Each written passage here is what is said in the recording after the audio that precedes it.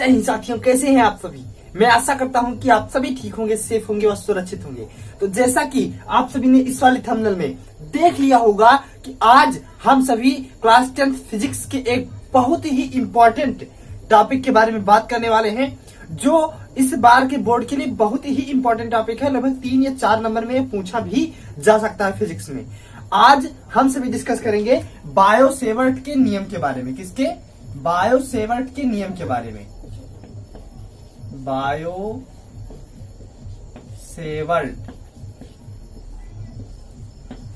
का नियम, ये फिजिक्स में इतना इंपॉर्टेंट टॉपिक है। ये आपका विद्युत धारा का चुंबकीय प्रभाव के चैप्टर से लिया गया है।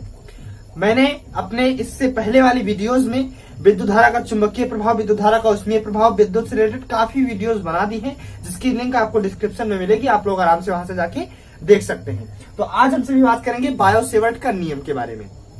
और आज हम सभी इसी वीडियो में बात करने वाले हैं कि किसी भी गतिमान आवेश पर लगने वाले बल के लिए फार्मूला यानी कि व्यंजक का निगमन किस प्रकार से किया जाए, क्या होता है, ये सारी चीजें आज हम यहीं पे बात करेंगे। तो सबसे पहले हम बात कर लेते हैं बायो-सेवर्ट का आखिर नियम क्या है।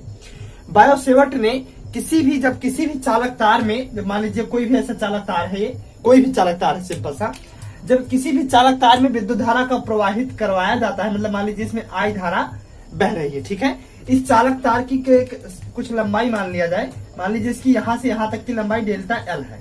क्या है? डेल्टा L है। सिंपल सी बात, ध्यान सुनेगा, यहां से यहां तक की लंबाई डेल्टा L मान लीजिए।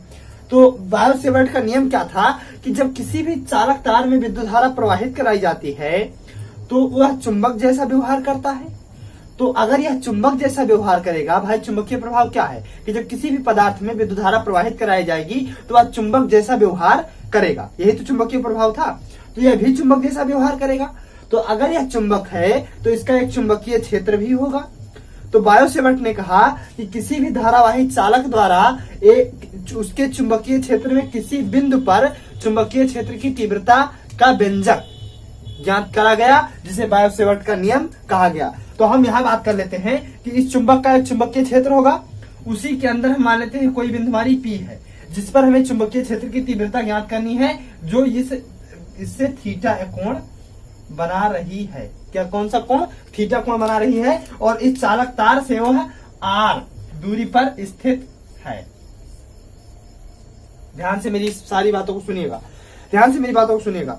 जैसा कि मैंने अपने जब उस वाली वीडियो में जब मैंने बताया था कि विद्युत धारा का चुंबकीय प्रभाव क्या होता है, तो वहां पे मैंने एक बात कहा कि जब किसी भी पदार्थ में धारा बहती है, इसका मतलब कि उसमें आवेश बहते हैं। अब वह आवेश चाहे पॉजिटिव हो या नेगेटिव, आवेश बहेगा। तो अगर पॉजिटिव बहेगा तो भी वो नेगेटिव वाले को आकर्षित करेगा और पॉजिटिव वाले को ढकेलेगा, तो भी चुंबक जैसा व्यवहार कराएगा। अगर इलेक्ट्रॉन बहेंगे यानी कि नेगेटिव आवेश बहेगा तो वह नेगेटिव वाले को ढकेलेगा, पॉजिटिव वाले को खींचेगा, तो भी वह चुंबक जैसा व्यवहार कर रहा है।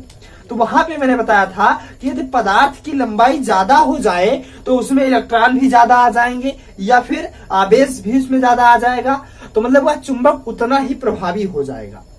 मतलब अगर लंबाई ज्यादा तो चुंबक क्षेत्र की तीव्रता ज्यादा। क्लियर है? दूसरी बात, अगर उसमें ज्यादा एम्पियर की धारा बहाई जाए तो मतलब उसमें आवेश भी ज्यादा बहेंगे, तभी तो ज्यादा एम्पियर की धारा बहेगी, तो भी चुंबकीय बल ज्यादा ही आरोपित होगा। तो इसका मतलब हम लोगों ने क्या सीखा कि जो हमारा चुंबकीय बल F होता है वो चालक तार की लंबाई के अनुक्रमानुपाती होता है, यानी कि F अनुक्रमानुपाती होगा डेल्टा L के चालक तार की लंबाई के अनुक्रमानुपाती होता है। और दूसरी चीज हमने सीखा कि F जो होता है वो अनुक्रमानुपाती होता है विद्युत धारा के भी। क्योंकि देखिए भाई, इस बात को अगर ध्यान से नहीं समझेंगे तो दिक्कत आ जाएगी कि हम जानते हैं कि यदि चालक तार हमारा लंबा होगा तो उसमें आवेश ज्यादा आएंगे। तो अगर आवेश ज्यादा आएंगे तो उसमें खींचने की और ढकेलने की ताकत भी ज्यादा होगी। तो ये ताकत अगर ज्यादा होगी तो यही तो चुंबकीय बल है। तो मतलब अगर पदार्थ लंबा तो चुंबकीय बल ज्यादा, पदार्थ छोटा तो चुंबकीय बल कम। तो इसका मतलब कि चुंबकीय बल लंबाई के अनुक्रमानुपाती होता है। अगली बात, जब धारा उसमें ज्यादा बहाएंगे मतलब आवेश ज्यादा बह रहा है, तो अगर आवेश ज्यादा हो गया इसका मतलब क्या हुआ कि चुंबकीय बल भी ज्यादा हो जाएगा। सिंपल सी बात है। तो इसका मतलब कि चुंबकीय बल धारा I के अनुक्रमानुपाती होता है। क्लियर? अब अगली चीज कि जो आपका चुंबकीय बल F होता है जो चुंबकीय बल F जो होगा वह भी अनुक्रमानुपाती होता है थीटा की ज्या के। मतलब जो आपका ये जो रेखा है और ये चालक तार की लंबाई और उस बिंदु को मिलाने वाली रेखा के बीच बने कोण की ज्या के अनुक्रमानुपाती यह बल होता है। इस बात को भी आप लोग जानिए। अगली बात जो आपकी आई, आप लोगों ने देखा होगा कि जब चुंबक के समीप आप किसी पदार्थ को लाते हैं तो ही वह उस पदार्थ को खींचता है, अगर दूर ले जाते हैं तो नहीं खींच पाता है। इसका कारण क्या है कि अगर हम दूरी बढ़ा देते हैं तो चुंबकीय बल कम हो जाता है, अगर दूरी घटा देते हैं तो चुंबकीय बल ज्यादा हो जाता है। सिंपल सी बात है। अगर किसी पदार्थ को हम चुंबक के नजदीक लाते हैं तो वह खींच लेता है, अगर किसी पदार्थ को चुंबक से दूर ले जाते हैं तो वह पदार्थ उसको नहीं खींच पाता है। इसका मतलब अगर दूरी बढ़ गई तो चुंबकीय बल कम हो गया, अगर दूरी कम हो गई तो चुंबकीय बल बढ़ गया। इसका मतलब जानते हैं क्या हुआ कि जो यह बल है F या जो इस डिस्टेंस है या दूरी है इसके वर्ग के व्युत्क्रमानुपाती होता है। सिंपल सी बात। यह जो बल है यह इस डिस्टेंस के वर्ग के व्युत्क्रमानुपाती होता है, मतलब उल्टा होता है। क्योंकि अगर दूरी ज्यादा रहेगी तो चुंबकीय बल नहीं लग पाएगा ना, कम लगेगा। अगर दूरी कम होगी तो चुंबकीय बल ज्यादा लगेगा, उल्टा होता है। सिंपल सी बात है। क्लियर? तो यहां से सब जो चीजें अनुक्रमानुपाती हैं, जो ऊपर है उनको ऊपर, जो नीचे है उनको नीचे। तो इस प्रकार से हम पाते हैं यहाँ पे कि हमारा निकल के आ रहा है F is equal to I delta L sine theta upon R square. लेकिन ये अनुक्रमानुपाती निकल के आएगा क्योंकि अभी अनुक्रमानुपाती का निशान नहीं हटाया गया है यहाँ से। तो अगर हम जानते हैं कि अनुक्रमानुपाती का निशान हटाते हैं तो कोई नियतांक ले लेते हैं, तो यहाँ पे वो नियतांक लिया जाएगा F is equal to mu upon 4 pi, mu 0/4 pi I delta L sine theta upon R square. यहाँ पे आप लोग ध्यान सुनेगा मेरी बात को, ध्यान सुनेगा। यहाँ पे I delta L sine theta upon R square, तो यही चीज है। यहाँ पे जो म्यू 0/4 पाई लिया गया है ये एक नियतांक लिया गया है, क्योंकि हम जानते हैं कि जब अनुक्रमानुपाती का चिन्ह हटाते हैं तो कोई नियतांक ले लेते हैं, वही नियतांक यहाँ पे लिया गया है। किसी को कोई दिक्कत नहीं होनी चाहिए। जहां पे म्यू 0 जो है आपकी, ये निर्वात में चुंबक की चुंबकशीलता है, इसको कहते हैं चुंबकशीलता। इसको कहते हैं, क्या कहते हैं? चुंबकशीलता। चुंबकशीलता क्या होती है कि कोई चुंबक कितना शुद्ध है उसे चुंबक की चुंबकशीलता कहते हैं। अब म्यू 0 की वैल्यू क्या होती है? इसकी वैल्यू जो होती है, इसका मतलब कि म्यू 0/4 पाई की जो वैल्यू होती है वो 10⁻⁻7 न्यूटन बटे मीटर स्क्वायर होती है। इसकी वैल्यू को भी आप लोग नोट कर लीजिएगा। म्यू 0/4 पाई की वैल्यू होती है 10⁻⁻7 न्यूटन प्रति मीटर स्क्वायर। यह प्रयोगों से ज्ञात किया गया है। क्या? प्रयोगों से ज्ञात किया गया है।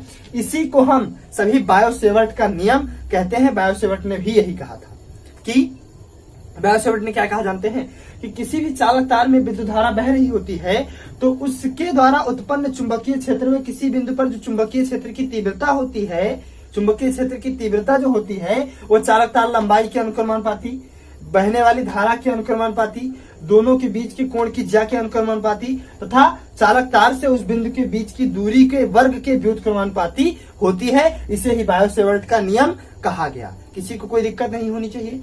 और यह जो फार्मूला आपका निकल के आया है, ये वाला जो फार्मूला है, इसी फार्मूला को कहते हैं लाप्लास सूत्र। क्या कहते हैं? लाप्लास सूत्र। इसी फार्मूले को आपको लाप्लास सूत्र कहा जाता है। किस वाले? इस वाले फार्मूले को क्या कहा जाता है? लाप्लास सूत्र। इसको याद रखिएगा कि इस फार्मूले को लाप्लास फार्मूला भी कहा जाता है। किसी को कोई दिक्कत नहीं होनी चाहिए। अब आगे, जैसा कि मैंने आप लोगों से कहा कि एक समान चुंबकीय क्षेत्र में किसी भी गतिमान आवेश पर लगने वाला जो बल होता है वो क्या होता है, इसके बारे में थोड़ा सा चर्चा कर लिया जाए। कि किसी भी, इतना तो ये हो गया मैटर इसका, यहां से एक अंडरलाइन ड्रा कर दिया जाए, इतना मामला इसका हुआ है। ध्यान से सुनिएगा, ये ऊपर वाले का है। ठीक है। अब अगर बात किया जाए, इसको यहां से थोड़ा, ये लाइन अच्छा नहीं लगेगा,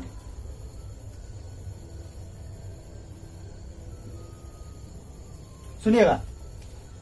कि हम सभी जानते हैं कि जो बहने वाली धारा आई होती है, आई जो होती है धारा बहने वाली, वो होती है आवेश प्रवाह की दर के बराबर, मतलब I is equal to Q upon T होता है। क्लियर है सभी को? तो अब दोनों तरफ हम L से मल्टीप्लाई करवा दें तो ये आपका आएगा I multiply by L is equal to आपका आएगा Q multiply by L upon T आएगा। देखिए I multiply by L is equal to Q multiply by L upon T आएगा। दोनों तरफ हमने मल्टीप्लाई सिर्फ L से करवाया है। अब उसके बाद हम सभी जानते हैं कि जब हम किसी भी समय अंतराल में दूरी तय करते हैं तो उसे हम वेग कहते हैं। मतलब वेग इज इक्वल टू होता है लंबाई यानी कि दूरी बटा समय। वेग बराबर दूरी बटा समय, वेग बराबर दूरी बटा समय। तो हम क्या, ये आपकी L क्या है दूरी, T क्या है समय, तो L अपान T को हम कह सकते हैं V कह सकते हैं ना, क्योंकि ये वेग है, वेग दूरी बटा समय होता है तो इसको हम V कह सकते हैं। तो ये आपका निकल के क्या आया, I multiply by L is equal to Q multiply by V। ये आपका इतना निकल के आया, किसी को इसमें कोई दिक्कत नहीं होनी चाहिए। अब हमने कल एक फार्मूला प्रूफ करवाया था कल वाली वीडियो में। वह फार्मूला क्या था कि F is equal to I L B sine theta, यही फार्मूला था ना, BLI साइन थीटा करके था। तो चाहे ILB कहे चाहे BLI कहिए, तो यहाँ I और L के स्थान पे Q और B लिखा जा सकता है। I और L के स्थान पे Q और V लिख दीजिए आराम से आप। तो ये आपका निकल के क्या आएगा, F is equal to Q V B sine theta. बस यही आपका किसी भी गतिमान आवेश पर लगने वाला बल का फार्मूला है। ध्यान सुनिएगा। फिर यही बात, I is equal to Q multiply by T.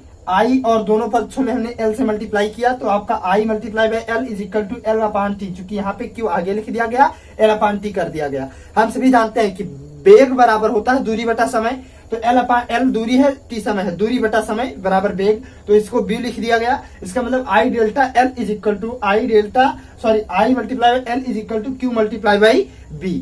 कल एक फार्मूला था F is equal to IBL sine theta, IBL sine theta. I और L के स्थान पे Q और B लिखा गया तो F is equal to QBV sine theta आपका A निकल के आ गया। यहाँ पे वेग दिया गया है, इसका मतलब आवेश जो आपका है वह गतिमान आवेश है। तो किसी भी गतिमान आवेश पर लगने वाला जो बल होता है उसका व्यंजक यही है। और इस बल को हम सभी लॉरेंज बल भी कहते हैं। कौन सा बल?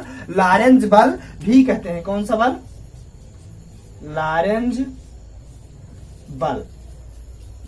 इस बल को हम सभी लॉरेंज बल के नाम से भी जानते हैं। तो अगर हम यहाँ पे Q इज इक्वल टू एक कूलम माने और B is equal to 1 metre प्रति सेकंड माने तो चुंबकीय क्षेत्र की तीव्रता ही तो लॉरेंज बल कहलाएगी। तो बस आज के लिए इतना ही। मिलते हैं अपनी नेक्स्ट क्लास में, जिसमें मैं आप लोगों को विद्युत मोटर की कार्यविधि अच्छे से समझाऊंगा कि कैसे विद्युत मोटर, ये 7 नंबर में विद्युत मोटर हमेशा पूछा जाता है, वो आपके चैप्टर में सिलेबस में हमेशा आएगा, उसमें कोई दिक्कत नहीं है। आप उसको जरूर पढ़िएगा। कल वाली वीडियोज में मैं उसको पढ़ाऊंगा। तो मिलते हैं अपनी नेक्स्ट वीडियो में, तब तक के लिए जय हिंद।